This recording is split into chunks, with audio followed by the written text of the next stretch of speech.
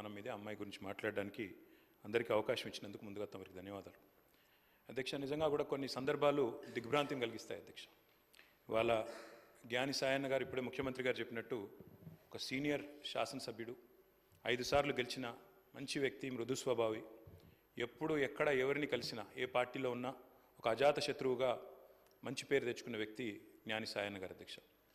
గతంలో పెద్దలు కేసీఆర్ గారి నాయకత్వంలో సాయన్న గారు, మేము అందరం కూడా కలిసికట్టుగా నగరాభివృద్ధికి ఎన్నో రకాలుగా కంటోన్మెంట్ కానీ తర్వాత నగరంలోని వివిధ ప్రాంతాలకు సంబంధించి కానీ చాలా కమిట్మెంట్తో పనిచేసిన నాయకుడు సాయన్న గారు అధ్యక్ష. సాయన్న గారు అదేవిధంగా మా గౌరవ ముషీరాబాద్ శాసనసభ్యులు ముఠా గోపాల్ గారు చిరకాల స్నేహితులు అధ్యక్ష. దాదాపు దశాబ్దాల స్నేహం వారిద్దరిది కూడా. మీకు కూడా మంచి స్నేహితుడు అధ్యక్ష వారు.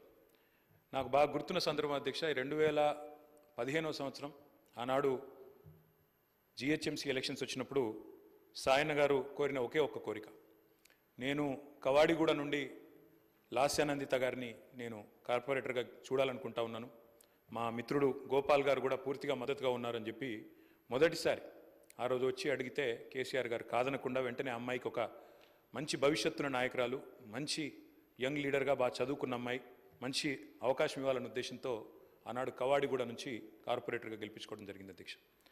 కానీ నిజంగా కొన్ని సందర్భాలు ఎట్లా ఉంటాయి అధ్యక్ష అంటే, ఇప్పుడు సాయన్న గారి కుటుంబాన్ని చూస్తూ ఉంటే విధి నిజంగానే వారి మీద పగబట్టిందేమో అన్నంత తీవ్రంగా ఒకే ఒక్క సంవత్సరంలో మరి అటు సాయన్న గారు దుర్మరణం పాలు కావడం, ఆ తర్వాత అనుకోని మరి మమ్మల్ని అందరినీ కూడా విస్మయపరుస్తూ దిగ్భ్రాంతికి గురి చేస్తూ లాస్యానందిత గారు కూడా ఈ రోడ్ యాక్సిడెంట్లో చనిపోవడం, ఇవన్నీ కూడా అత్యంత ఆవేదన కలిగించే అంశాలు అధ్యక్ష.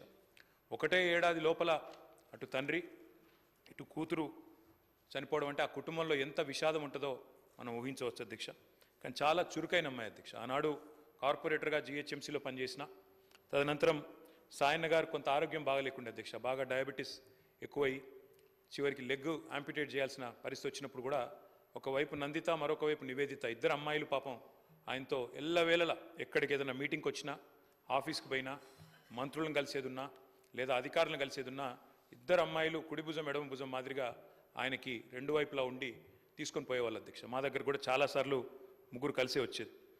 అట్లాంటి కుటుంబం సాయన్న గారు మరణించిన తర్వాత ఇదే శాసనసభలో అధ్యక్ష ఆనాడు కేసీఆర్ గారు ముఖ్యమంత్రిగా సంతాప తీర్మానం చెప్పడమే కాకుండా ఆ కుటుంబానికి అన్ని రకాలుగా అండగా ఉంటామని చెప్పి హామీ ఇచ్చిన హామీ ప్రకారమే ఆ రోజు మళ్ళీ లాస్యానందిత గారికి 2023లో జరిగిన శాసనసభ ఎన్నికల్లో మరి ఆనాడు పార్టీ నుంచి అవకాశం కూడా ఇవ్వడం జరిగింది అధ్యక్ష. ఇప్పుడే ముఖ్యమంత్రి గారు చెప్పినట్టు కంటోన్మెంట్లో సాయన్న గారు చేసిన సేవ, రాజకీయాలకు అతీతంగా కలిసి ఉండే మంచి వ్యక్తిత్వం, ఎన్నింటి వల్ల నందిత గారికి కూడా తప్పకుండా తండ్రి గారి ఆశీస్సులతో పార్టీ అండతో బ్రహ్మాండమైన మెజారిటీతో అమ్మాయి కూడా గెలిచింది అధ్యక్ష. బాధాకరం ఏమంటే సరిగా గెలిచిన కొద్ది కాలానికే మరి నల్లగొండలో మా పార్టీ సభ ఒకటి జరుగుతూ ఉంటే అక్కడికి నందిత గారు కూడా రావడం జరిగింది. ఆ రోజు కూడా రోడ్ యాక్సిడెంట్ అయింది. తన కారుకి పూర్తి స్థాయిలో ధ్వంసమై అమ్మాయి స్వల్ప గాయాలతో బయటపడ్డా కూడా మరి చాలా ఇబ్బంది పడ్డది అధ్యక్ష. చాలా మనోవేదనకు కూడా గురైంది. తదనంతరం వాళ్ళ ఇంట్లో కూడా ఒక చిన్న యాక్సిడెంట్ అయింది. వరుసగా ఏదో పగబట్టినట్టే నల్లగొండలో ప్రమాదం, తర్వాత అక్కడ లిఫ్ట్లో ప్రమాదం, ఆ తర్వాత మళ్ళీ అనుకోకుండా ఈ ఓఆర్ఆర్ మీద జరిగిన రోడ్ యాక్సిడెంట్లో అమ్మాయి మరణించడం జరిగింది అధ్యక్ష.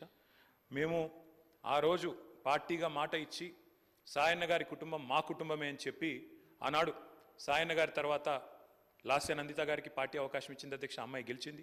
దురదృష్టవశాత్తు ఏడాది లోపలే అమ్మాయి మరణిస్తే తిరిగి వారి సోదరి నివేదిత గారికి మొన్న జరిగిన ఉప ఎన్నికల్లో కూడా అవకాశం ఇచ్చింది అధ్యక్ష పార్టీ నాయకత్వం, కేసీఆర్ గారు.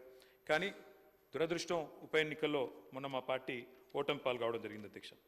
నిజంగా కల్లో కూడా అనుకోలేదు. చురుకైన ఒక నాయకురాలు, మంచి వ్యక్తిత్వం, మంచి విద్యార్హతలు కలిగిన ఒక మహిళ ఈ శాసనసభలో అడుగుపెట్టిందని చెప్పి సంతోషపడ్డాం. భవిష్యత్తు ఉజ్వలంగా ఉంటుంది అమ్మాయికి అని చెప్పి ఆశించినాం.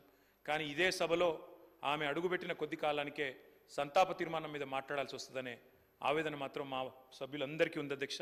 వారందరి మనోవేదన, ముఖ్యంగా మా గోపాలన్న గురించి అయితే ఆయన ఎంత బాధపడ్డారో నేను కళ్ళారా చూసిన అధ్యక్ష.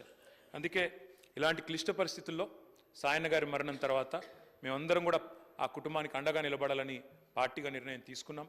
తర్వాత నందిత గారు, తర్వాత ఇప్పుడు నివేదిత గారు, వారి కుటుంబానికి ఈరోజు అయితే కాదు అధ్యక్ష, భవిష్యత్తులో కూడా సంపూర్ణంగా అండగా ఉంటాం. ఈ సంతాప తీర్మానాన్ని పూర్తిగా బలపరుస్తూ ఆ కుటుంబానికి మనోధైర్యం భగవంతుడు ప్రసాదించాలని, లాస్యా నందిత గారి ఆత్మకు శాంతి చేకూరాలని ప్రార్థిస్తా ఉన్నాను అధ్యక్ష. జిల్లా మినిస్టర్ శ్రీ